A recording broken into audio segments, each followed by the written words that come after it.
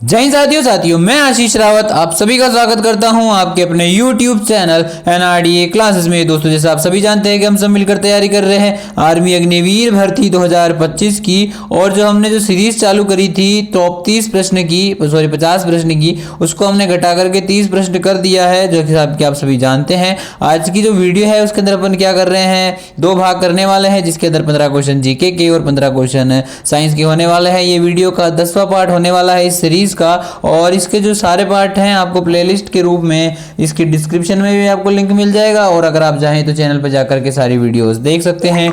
ठीक है भाई, अगले क्वेश्चन की अपने क्वेश्चनों की ओर चलते हैं। पहला क्वेश्चन हमारे सामने आ चुका है भाई कि जो भारत का पहला परमाणु ऊर्जा संयंत्र था वो कहाँ पर था। तो ऑप्शन ए है केगा, कलपक्कम, सी तारापुर और डी रावत भाटा। दोस्तों मैं बता देता हूं, जो भारत का पहला परमाणु ऊर्जा संयंत्र था वो तारापुर महाराष्ट्र के अंदर स्थापित करा गया था। ऑप्शन नंबर सी आपका राइट हो जाएगा। अगला प्रश्न है भाई, भारत के पहले गृह मंत्री कौन थे? भारत के प्रथम गृह मंत्री कौन थे? बहुत अच्छा प्रश्न है। भारत के प्रथम गृह मंत्री कौन थे? पंडित जवाहरलाल नेहरू, जो कि भारत के प्रथम क्या थे, प्रधानमंत्री थे। सरदार वल्लभ भाई पटेल, जो कि भारत के क्या बने थे भाई, पहले गृह मंत्री बने थे। कौन बने थे? सरदार वल्लभ भाई पटेल जो है भारत के प्रथम गृह मंत्री बने थे। डॉक्टर राजेंद्र प्रसाद भारत के प्रथम राष्ट्रपति रहे थे। अगला प्रश्न है कि भारतीय राष्ट्रीय कांग्रेस की स्थापना कब हुई थी? भारतीय राष्ट्रीय कांग्रेस की स्थापना 1885 के अंदर हुई थी। कब हुई थी भाई? 1885 में हुई थी। बी ऑप्शन आपका राइट हो जाएगा। अगला, संविधान सभा की प्रारूप समिति के अध्यक्ष कौन थे? दोस्तों संविधान सभा की जो प्रारूप समिति थी उसके अध्यक्ष कौन थे? वो थे डॉक्टर BR अम्बेडकर। कल एक प्रश्न आया था कि संविधान सभा के अध्यक्ष कौन थे, तो भाई संविधान जो सभा थी उसके अध्यक्ष डॉक्टर राजेंद्र प्रसाद थे, और संविधान सभा को जो बनाने की प्रारूप समिति थी उसके अध्यक्ष कौन थे? डॉक्टर BR अम्बेडकर जी थे। ठीक है, यहाँ पर चीजें शायद आपको क्लियर हुई होगी। कल भी एक भाई ने कमेंट करा था कि 10वां प्रश्न गलत है, तो भाई वो गलत नहीं था। वो था कि संविधान सभा के अध्यक्ष कौन थे, तो वो डॉक्टर राजेंद्र प्रसाद थे। अगर बात करें कि संविधान सभा की प्रारूप समिति जो कि संविधान को बना रही थी उसके अध्यक्ष कौन थे? डॉक्टर BR अम्बेडकर थे। ठीक है भाई, अगला प्रश्न है, विश्व का सबसे ऊंचा क्रिकेट ग्राउंड भारत में किस राज्य में स्थित है? बहुत अच्छा और बहुत ही यूनिक प्रश्न है, शायद ये क्वेश्चन फंस सकता है। ठीक है, तो क्वेश्चन है कि विश्व का सबसे ऊंचा क्रिकेट ग्राउंड भारत के किस राज्य में स्थित है? ऑप्शन ए है उत्तराखंड, हिमाचल प्रदेश, जम्मू कश्मीर और अरुणाचल प्रदेश। दोस्तों मैं बता देता हूँ, चैल क्रिकेट ग्राउंड जो कि हिमाचल प्रदेश में है वो विश्व का सबसे ऊंचा क्रिकेट ग्राउंड है, और ये भारत के जो है हिमाचल राज्य में पड़ता है। तो विश्व की बात करें, ये भारत का नहीं, विश्व का सबसे ऊंचा क्रिकेट ग्राउंड है जो कि भारत के हिमाचल प्रदेश राज्य में पड़ता है, जिसका नाम है चैल क्रिकेट ग्राउंड। ठीक है भाई, अगला प्रश्न है, इनकलाब जिंदाबाद का नारा किसने दिया था? इनकलाब जिंदाबाद का जो नारा है वो किसके द्वारा दिया गया था? तो यहाँ पर डायरेक्ट 5 से 6 आ गया। अच्छा, छठा क्वेश्चन मिस हो गया, सॉरी दोस्तों, छठा क्वेश्चन मिस हो गया है, उसके लिए माफ़ी चाहूँगा। ठीक है, तो यहीं से शुरुआत करते हैं।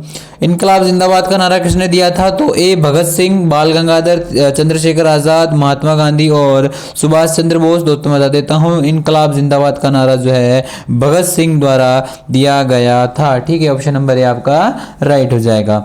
अगला प्रश्न हमारी स्क्रीन पर है कि भाई किसने कहा था स्वराज्य मेरा जन्मसिद्ध अधिकार है और मैं इसे लेकर रहूंगा? स्वराज्य यानी कि जो स्वाधीनता होती है वो मेरा जन्मसिद्ध अधिकार है और मैं इसे लेकर रहूंगा, ये किसके द्वारा कहा गया था?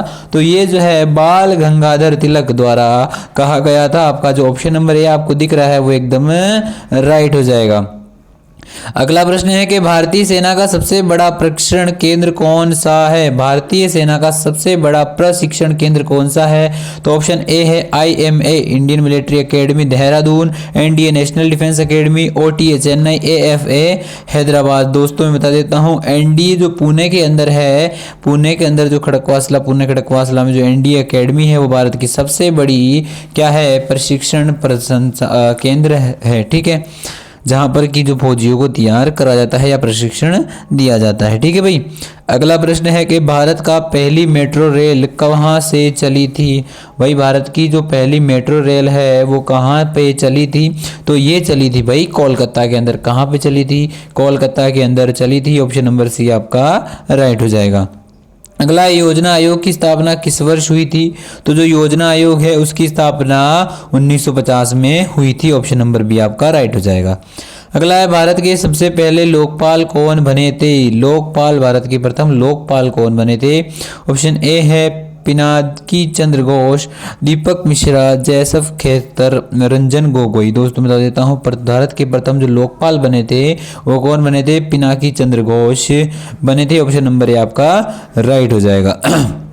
अगला है, भारत में नवरत्न कंपनियों को, भारत में नवरत्न कंपनियों का दर्जा कितनी कंपनियों को प्राप्त है।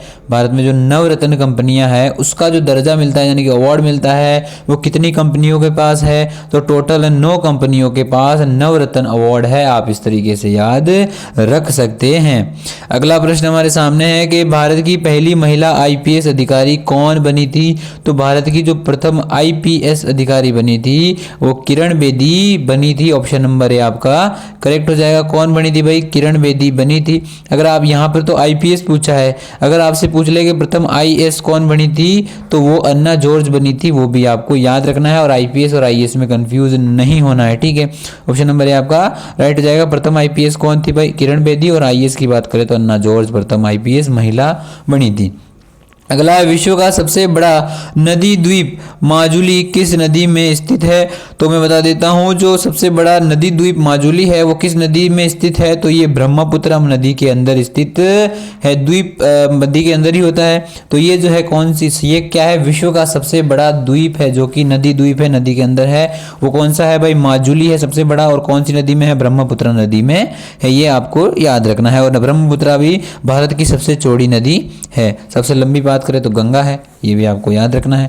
यहाँ पर 25 प्रश्न समाप्त हुए आपके जीके के। अब आएंगे आपके सामने साइंस के प्रश्न जो कि बहुत ही अच्छे और तगड़े प्रश्न होने वाले हैं। क्वेश्चन है, मानव शरीर में सबसे बड़ी ग्रंथि कौन सी है, तो मानव शरीर की जो सबसे बड़ी ग्रंथि होती है वो होती है भाई यकृत, जिसे अंग्रेजी के अंदर लीवर कहा जाता है। ये मानव शरीर की जो है सबसे बड़ी ग्रंथि होती है।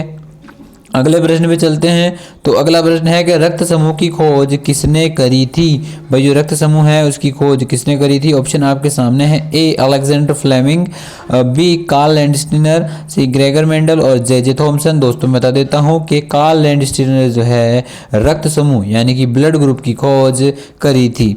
अगला प्रश्न है कि प्रकाश वर्ष किसका माप है, यानी किसको जो है प्रकाश वर्ष में मापा जाता है, तो भाई जो दूरी होती है उसको प्रकाश वर्ष में मापा जाता है। अगला प्रश्न है कि सबसे कठोर प्राकृतिक पदार्थ कौन सा है, तो सबसे कठोर प्राकृतिक पदार्थ की अगर बात करें तो वो जो है कौन सा है भाई, ऑप्शन नंबर आपके सामने ए टंगस्टन है, बी प्लेटिनियम, सी हीरा और डी ग्रेफाइट। दोस्तों मैं बता देता हूँ सबसे कठोर जो प्राकृतिक पदार्थ है वो हीरा है। ऑप्शन नंबर सी आपका राइट हो जाएगा। अगला है, न्यूटन का तीसरा नियम क्या कहता है। न्यूटन के नियम पर भी हमने एक क्लास बहुत अच्छी करी थी साइंस की, जो हमारी साइंस सीरीज है उसके अंदर, तो वो ज़रूर से देखिएगा। न्यूटन का तीसरा नियम कहता है कि क्रिया के बराबर में विपरीत प्रक्रिया होती है, यानी कि every action has equal and opposite reaction. C option आपका राइट हो जाएगा कि क्रिया के बराबर में एक विपरीत प्रतिक्रिया होती है। इसका उदाहरण मान लीजिए आप बंदूक चलाना। ठीक है। अगला है, मानव शरीर की सबसे छोटी हड्डी कौन सी है, तो मानव शरीर की सबसे जो छोटी हड्डी होती है वो स्टेपिज की होती है, जो कि हमारे कान के अंदर पाई जाती है। अगला प्रश्न है कि किस गैस को मृत गैस के रूप में जाना जाता है। किस गैस को मृत गैस के रूप में जाना जाता है, तो नाइट्रोजन को जो है मृत गैस के रूप में जाना जाता है। बहुत अच्छा प्रश्न और बहुत ही तगड़ा प्रश्न है।